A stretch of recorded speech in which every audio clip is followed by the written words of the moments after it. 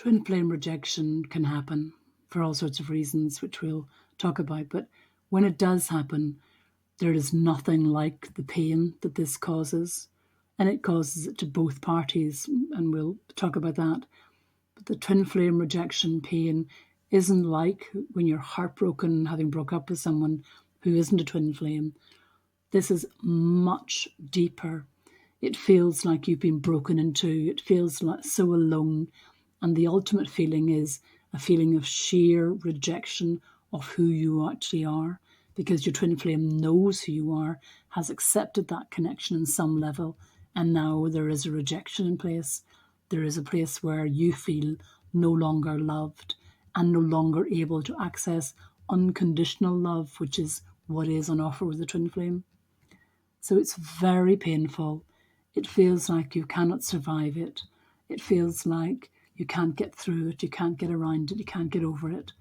All of this pain is located in your heart chakra and in your soul. And that pain is something that both twin flames in some measure will feel, depending where that rejection has come from. And that pain is something that both twin flames feel they both need each other to get through it and can't access each other. So there is a loss of a healer, a loss of a spiritual hand-holding, as well as the loss of twin flame and lover. It's important to understand that many twin flames experience some rejection during the twin flame journey for different reasons. Some of that is irreversible and some of it not. Sometimes there is a period of separation for different reasons, and it's important to know what that is about, what is driving that separation, so that you can work towards reunification, so that you can work towards bringing the soul bond back together or accepting its loss.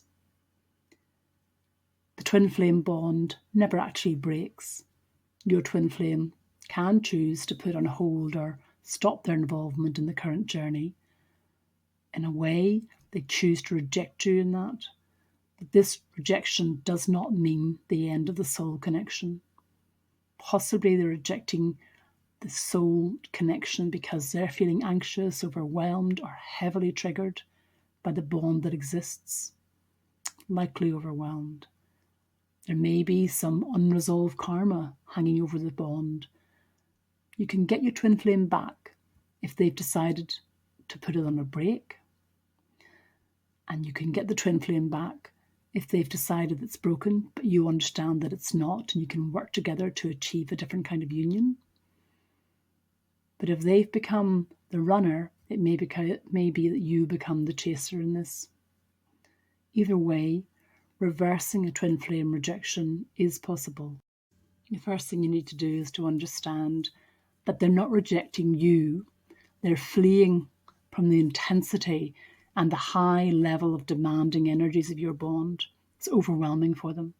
The twin flame bond is very intense, and it brings up also to the surface all possible wounds and shadows.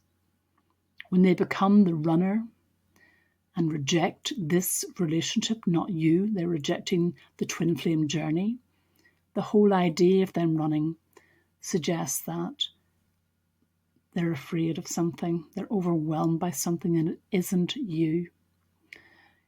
In looking at that, you then become the chaser because you're not running away from the bond.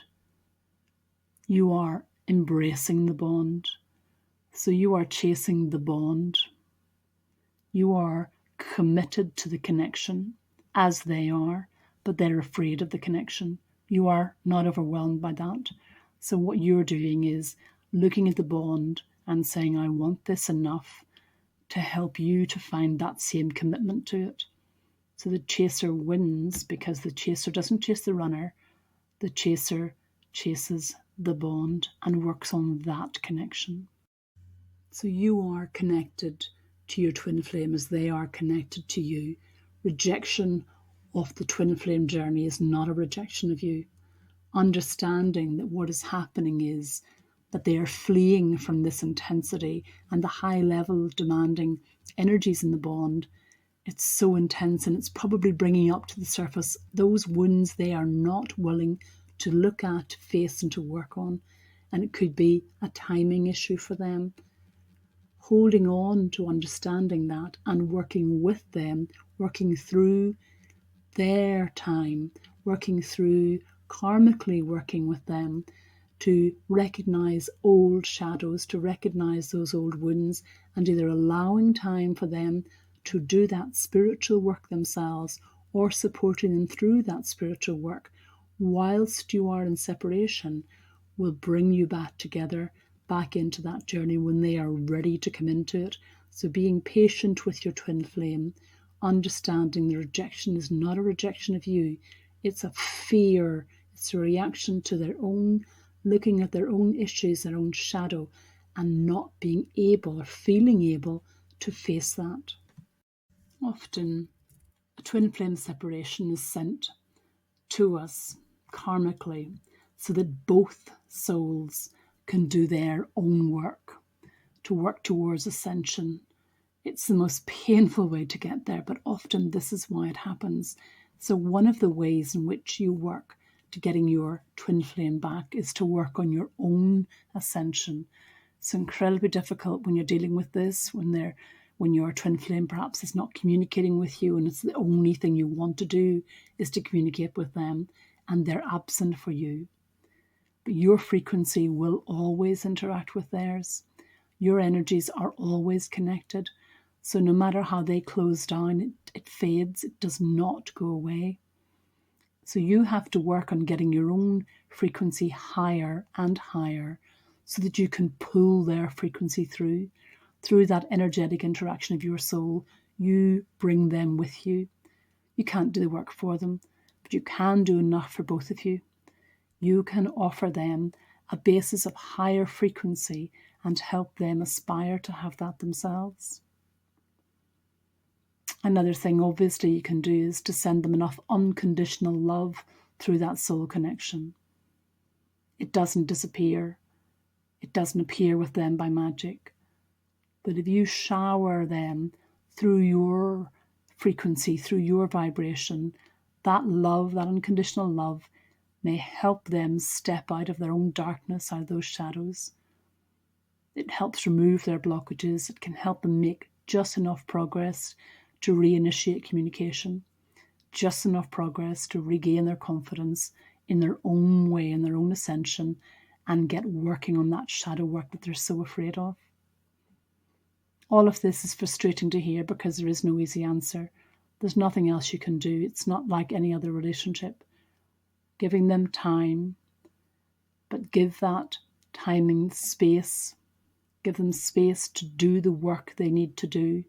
Be strong and confident in your own faith, in the faith in this union, the faith in the universe, and your faith in your twin flame, and in your sacred mission your souls have embarked upon.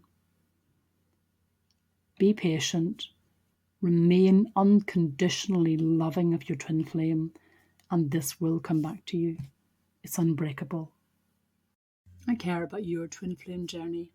If you'd like more support and guidance at this time, click the link below.